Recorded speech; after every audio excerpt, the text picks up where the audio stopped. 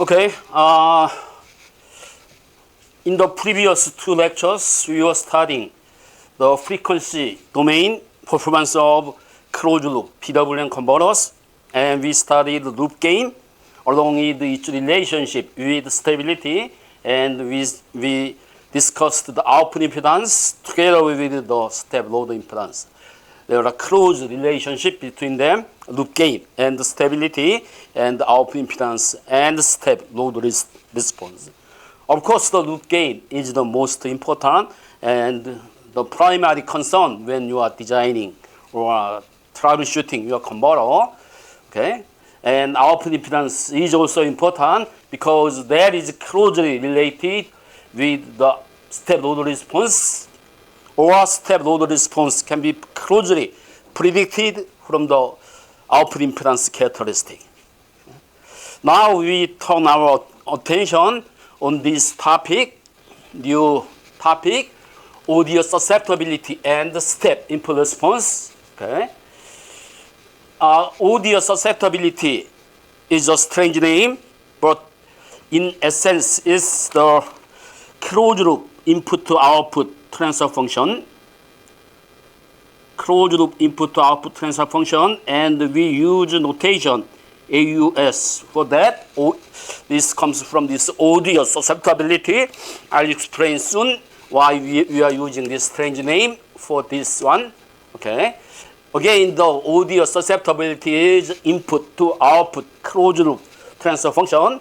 So it specifies the transfer characteristics from the input disturbance occurred in sinusoidal fashion to the output voltage. Okay, our voltage has the constant value and it has ripple component. On top of those two things, it will have the sinusoidal disturbance, okay, originated from the input sinusoidal disturbance.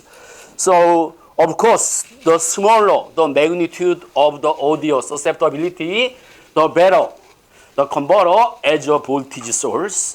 For ideal case, AU is 0, that is the ideal case, okay?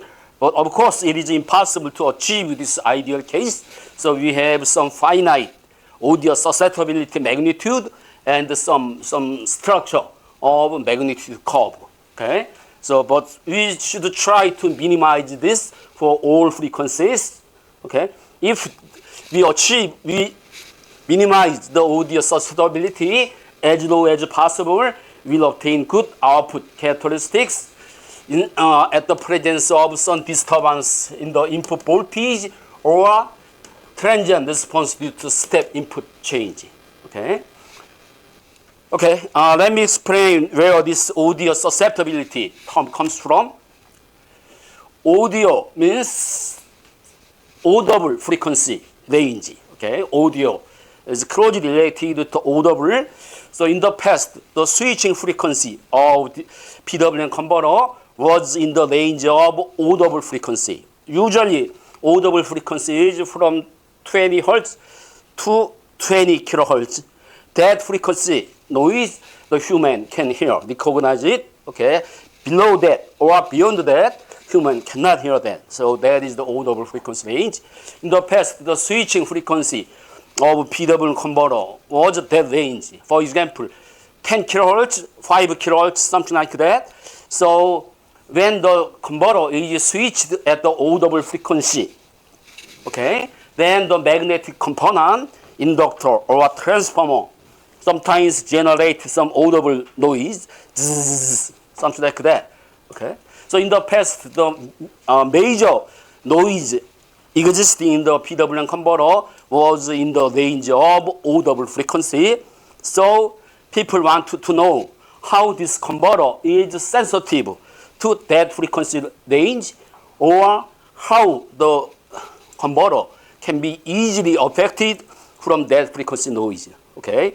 Susceptibility means if you are susceptible to something, you are very sensitive to that, or you are very easily affected for something. Okay.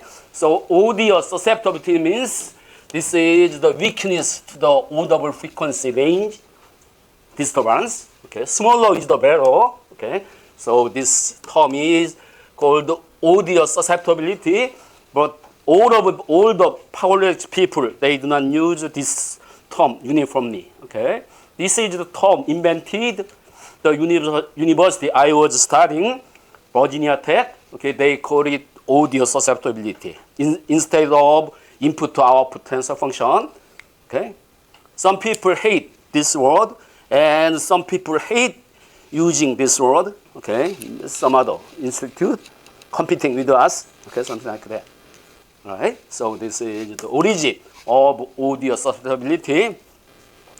So this audio-susceptibility or input to output transfer function is closely related with the output voltage response in response to step input change. That relationship is this one. V step is magnitude of step change divided by S times this transfer function. The logic behind this is the same as the case of output impedance and the step load response. Okay, so all the discussions about the audio susceptibility, both in parallel with those of output impedance and the step load response. Okay, in very similar structure and in very similar content. All right. So this is a conceptual diagram to understand the input to output transfer function. Okay. So input to output transfer function or audio susceptibility is it specifies this AC disturbance in the output voltage when there is this sinusoidal disturbance is mixed with this DC input. So for this case, input voltage is DC plus some AC component coming from here, and it will propagate in this power stage and generate this kind of waveform, right? So this is ideal transformer. No, okay, let me.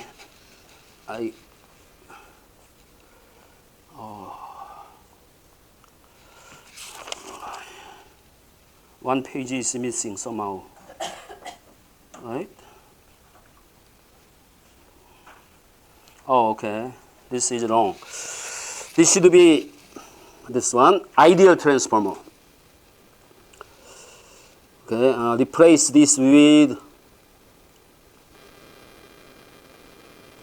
I'm sorry, okay, so, right, this ideal transformer. So conceptually, ideal transformer is okay, to understand this.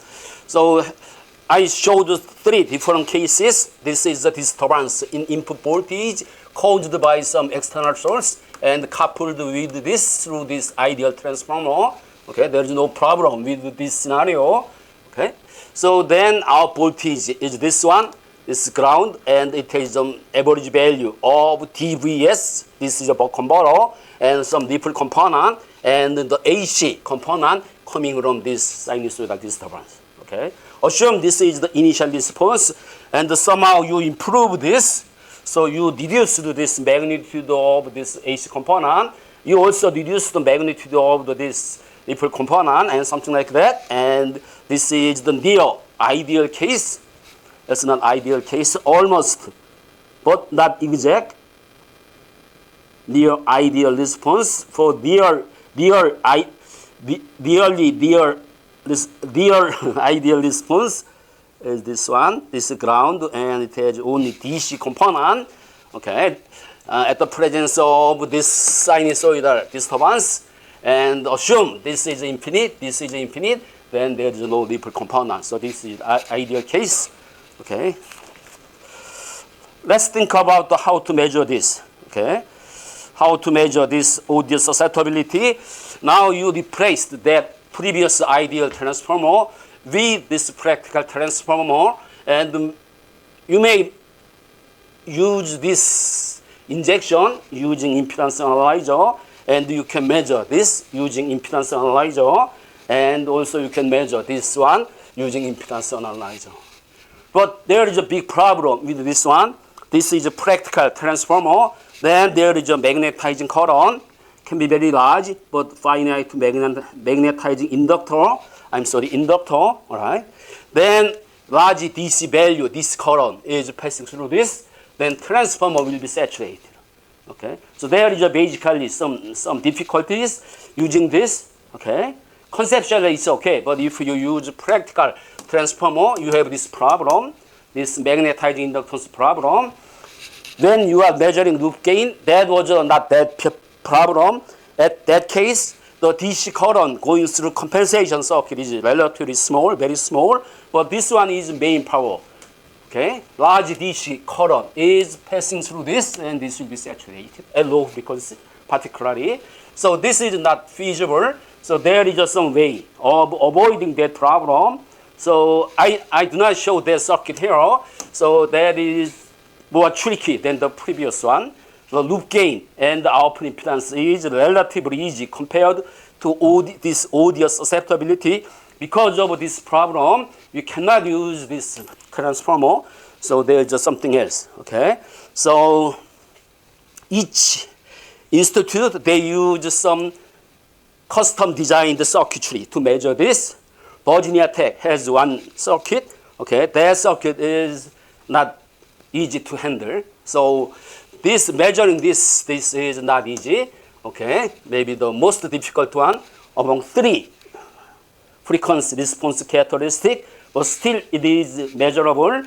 I don't want to go through the details about that, but assume somehow not this one with some circuit, but it not similar to this, looks different. Okay, so it should provide DC pass and AC pass while injecting this A signal.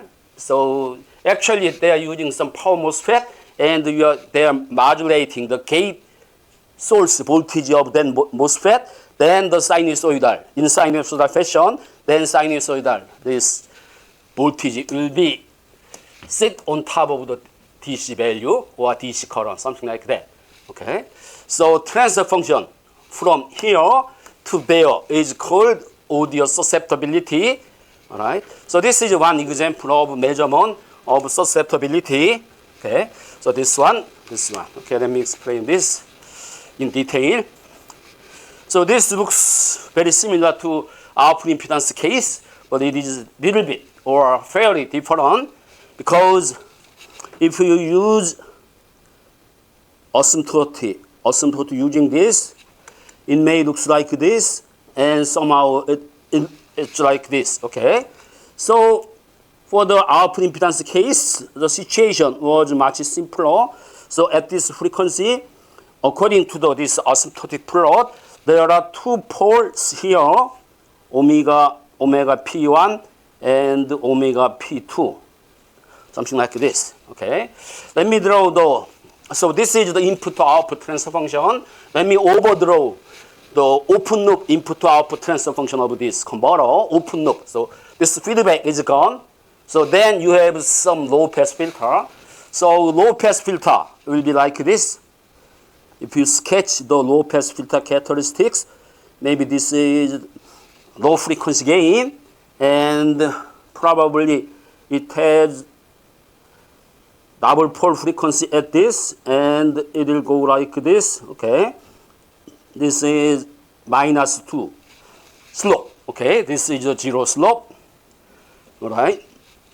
So with the feedback control, we improved this much without feedback, okay? Input to output transfer function is this one, low pass filter, simple low pass filter, but using this feedback control, we achieved the DC regulation, and we reduced input to output transfer function this much. This area is the benefit of feedback control.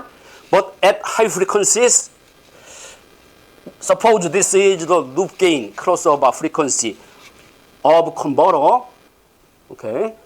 After this loop gain crossover frequency, so this loop gain magnitude becomes very small, and it behaves as open loop operation. Then this will follow this -2 slope as the final slope. So this part will be deflected to the audio susceptibility. So it should increase this -2 slope at high frequencies, but still it maintains this -1 slope because there are ESR. Okay, so ESR is a 0. So ESR is somewhere here. Then -2 slope is raised by 1, so it becomes -1 slope. Okay. In summary, the audio susceptibility, this is a +1 slope, and in this region 0 slope, and at high frequencies it decays with -1 slope. That is the typical shape of this audio susceptibility. It's a little bit different from the case of output impedance, and the consequence of this characteristic will show up in step input response, and we'll go details about that. Again, frequencies, this one is 0.1, this one is 10, this one is 10, everything is in kilohertz. All right, okay, this is measurement result. This is a good measurement. Okay. You have some high frequency noise in this range because this is very low. Okay, probably -60 dB, something like that. So very sensitive to the noise. Okay, the measurement perturbance is somehow deflect to this high frequency characteristics. So there is a noises coming up. All right. Okay, but this is the good measurement. My colleague, he measured this a long time ago, and I'm using his result here. Okay, and this is the simulation, PSIM simulation, and this is the AC disturbance injection. This is okay. There is no transformer, no saturation problem. Everything is ideal. Okay, this is the code. Code doesn't saturate. Okay, so just number. So this is AC injection, and this is AC probe, sinusoidal probe. Okay, this is the input. Then this AC will generate this plot. This is the magnetic plot, and the phase plot is somewhere here. Okay, I didn't show that. Okay, all right. So this is the AC injection, and this is the AC probe. This features is built in the PC, so very convenient to use this. Okay, and this is the phase margin of 65 degrees, which is a very good number. Okay, I'm using this again and again. I have 3 cases. Okay, phase margin of 65, 35, 2. The same parameters. Okay, and this is the measurement. Again, let me draw this line. This is 1 line. This is 1 line. This another line. +1 slope and -1 slope and 0 slope. Okay. During your test, you have done something like this. All right. So this frequency is not exact. Okay. It cannot be exact.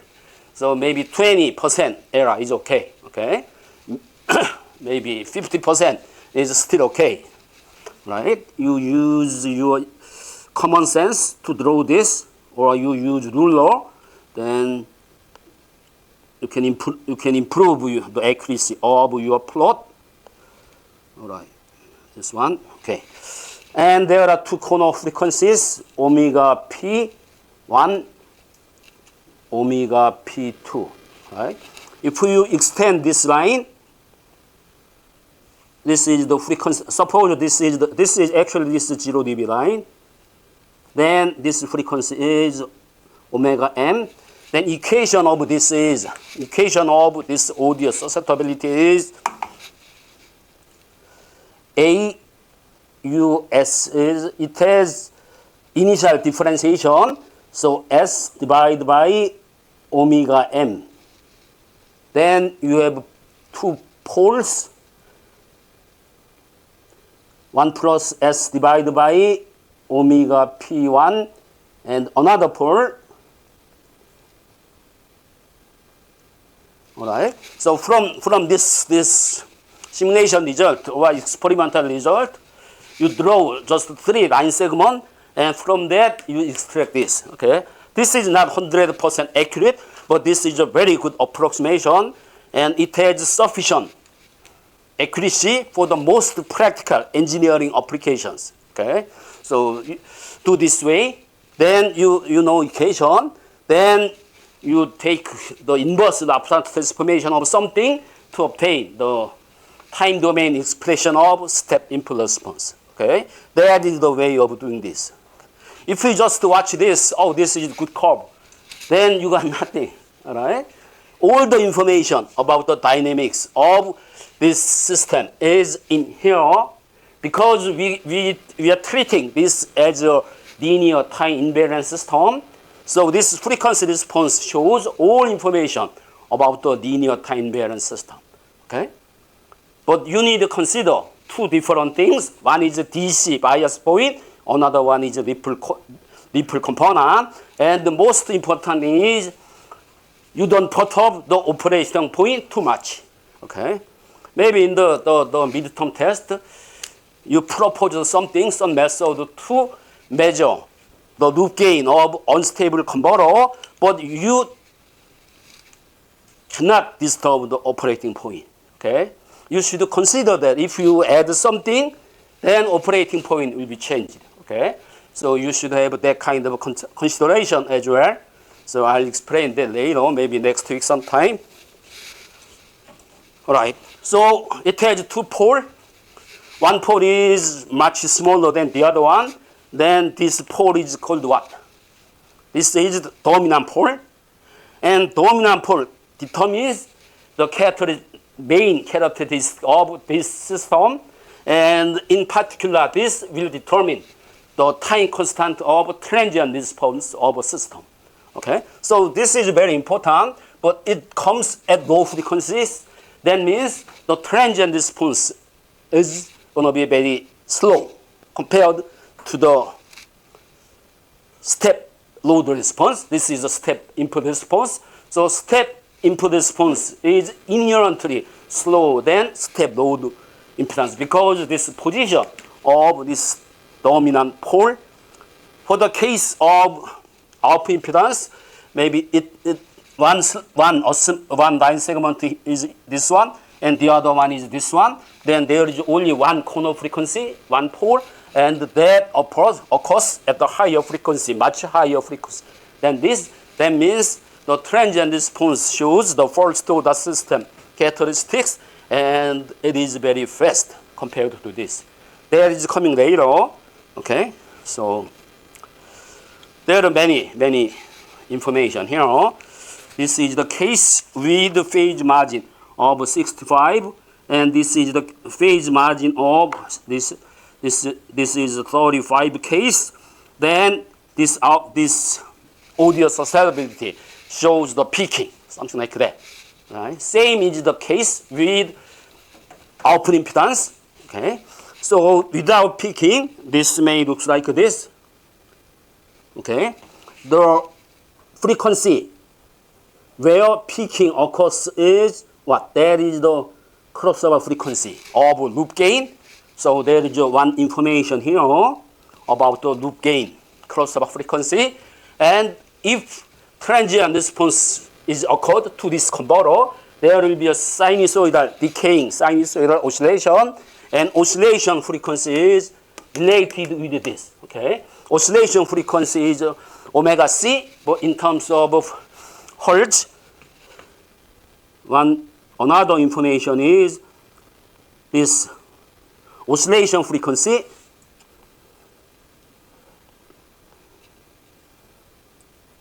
oscillation will occur because of this peaking. So this peaking is second order system characteristics. Somehow second order characteristics are coming in, and transient response shows this type of decaying oscillation. And FOC, oscillation frequency is omega c divided by 2 pi. Okay, this is a radian per sec. This is a hertz. There's another information here. There is a peaking, and magnitude of this peaking, peak magnitude peak magnitude is, you know this, right? Log square root 2 minus 2 cosine PM. Okay? So based on this magnitude, you can estimate PM.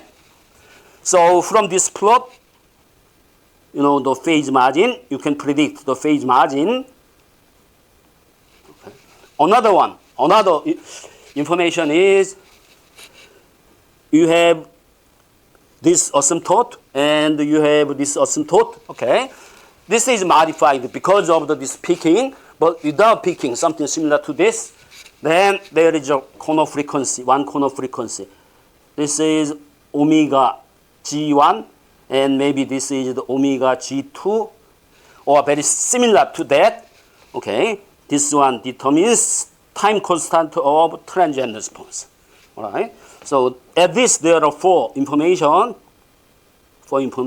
and there is another information here. I'll explain this later. That means it goes to 0. Okay, that is also important. So again, just you take a look at this. Okay, this is a good plot. Then you are gaining nothing.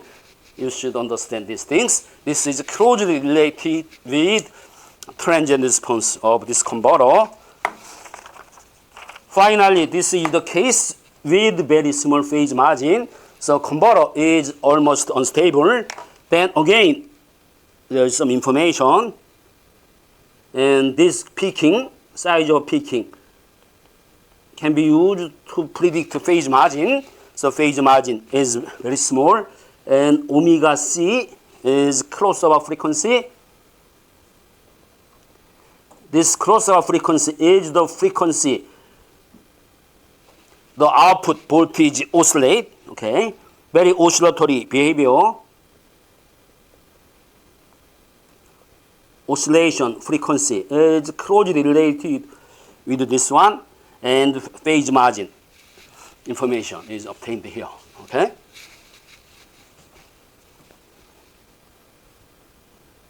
All right, okay? So this is about the audio susceptibility and the other implications. What happens if the sinusoidal disturbance at this frequency occurs? How much attenuation is this much? Okay, same as the output impedance case I just ignored. Okay, so the same concept and the same conclusion can go here. Okay, all right. Okay, so let me discuss step impulse response. And this is the step impulse response. So I'm flipping this switch, 16 volt and 80 volt. And this is the measured response of our voltage. So this is the step input change. So this was 16 volt. This is 8 volt. This is 16. Because of this, right. This is the 16 volt. And input voltage somehow reduced to half, then this output capacitor voltage is reduced temporarily, so output voltage will go down, and this is increased, then the energy coming in is increased suddenly, then our voltage will go up like this and settles to the steady state value. Okay, this is obvious. And if I sketch the step load response in parallel with this conceptual plot, okay, same converter, but I measured the step load response will be something similar to this. Okay, there are at least two apparent difference. This is very fast. Okay, this is slow. It takes this much time. It is very fast. It is very fast. And initially, it goes up directly. It jumps down. Okay, this is the initial jump down, and this is the initial jump up. Okay, but in this response, you should consider this average value of this, not whole value, just the average value of this. Then average value of this is changing very smoothly. there is no initial jump. Okay, that comes from the characteristic of frequency response of audio susceptibility. And for the step load response, this peak is the magnitude of this peak is this one. Suppose this is del VO for the step load case. Then del VO is I step, size of step, times omega G1. This is the first pole, dominant pole, in the case of output impedance, and omega M. Okay, and this is the same as I step times RC. This one, RC, right? Actually, this is the peak value of the output impedance, and the peak value of output impedance occurs at high frequency, and that value is the same as the ESR, okay? Because there are three regions for that, and we went through that in the previous lecture. So this is unavoidable, okay? And this comes from the initial value theorem of Laplace transformation. Okay, if you go my book, I explained everything with the full details about this. Okay, and this is called the ESR jump, occurring in the step load response. This is called, people call it ESR jump. This is a jump up, this is jump down. Okay, that phenomenon is not present in the audio susceptibility with good reason. Okay, we'll discuss that later. All right. Okay, let me cover.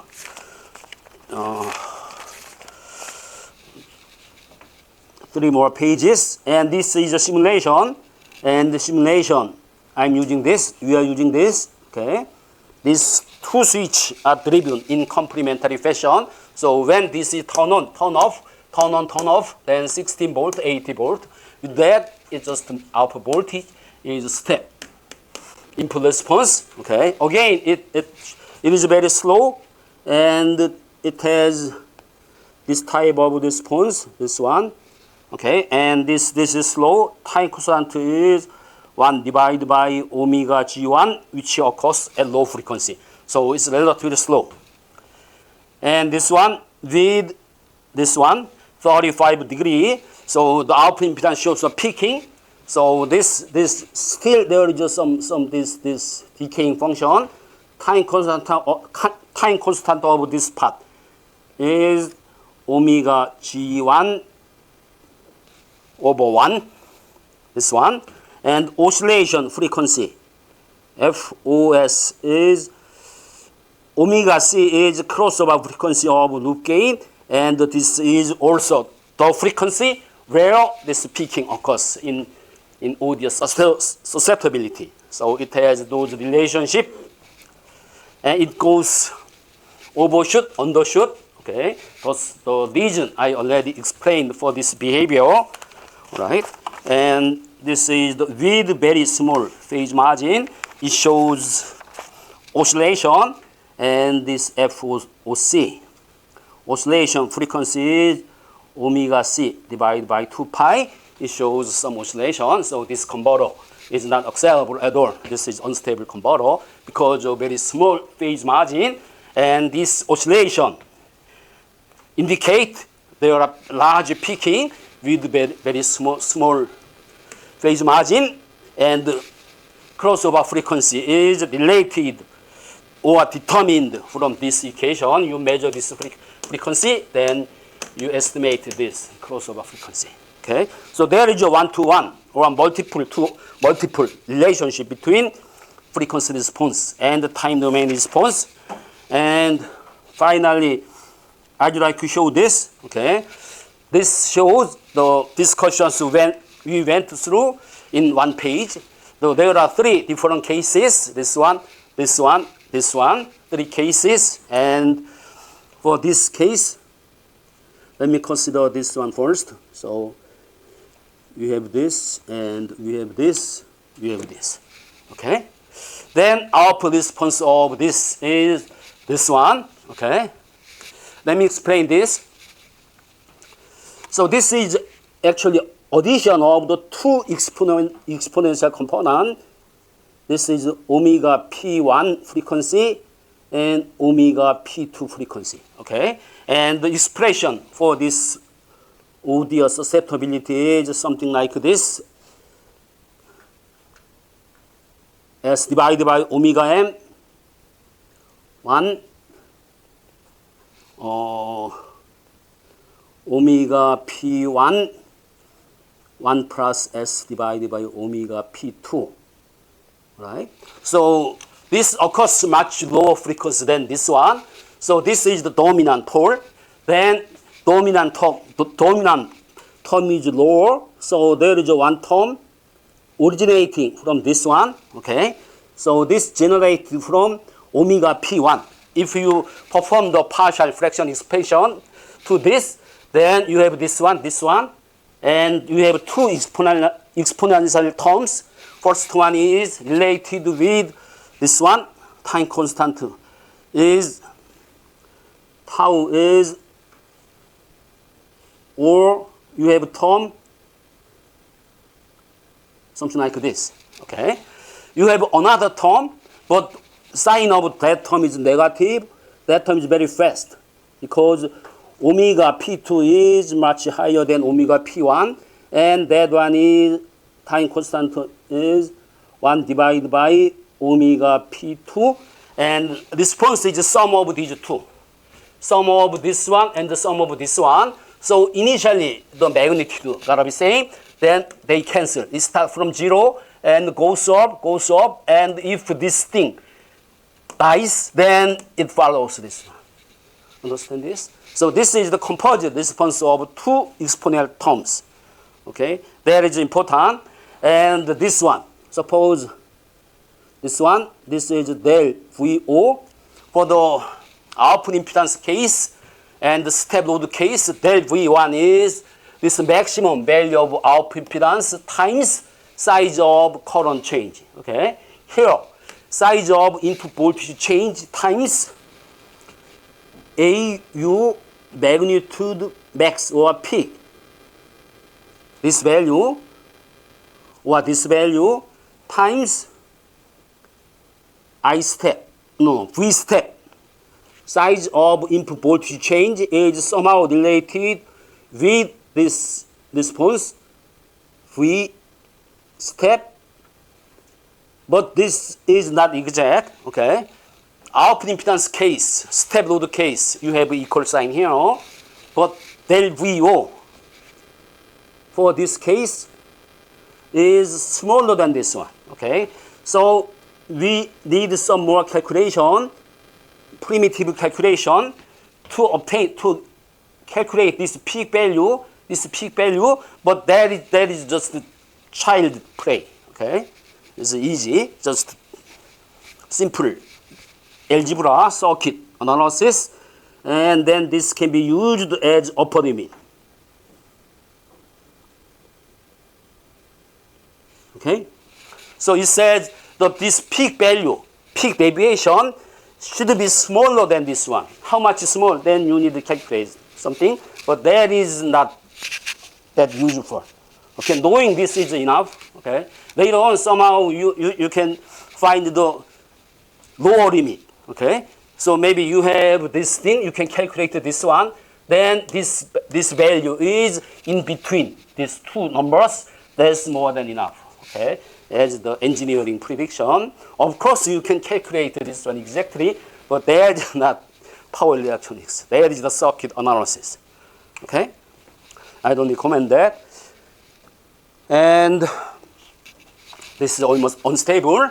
And after this, they show the same characteristics at this frequency, because they comes from the open loop low pass filter characteristics. Okay, they are the same. All right, and there is no initial jump here. They are related with this value. Okay, there is some finite value at high frequency, like the output impedance. There should be an initial jump based on the Laplace initial value theorem. But this is 0. It goes for this direction. then final value is 0, then there is no initial jump. It smoothly increases like this, like this, like this. Okay? So this is the summary of audio susceptibility and the step load response. Okay, we take 2-minute break and we finish up the remaining part of these discussions. All right.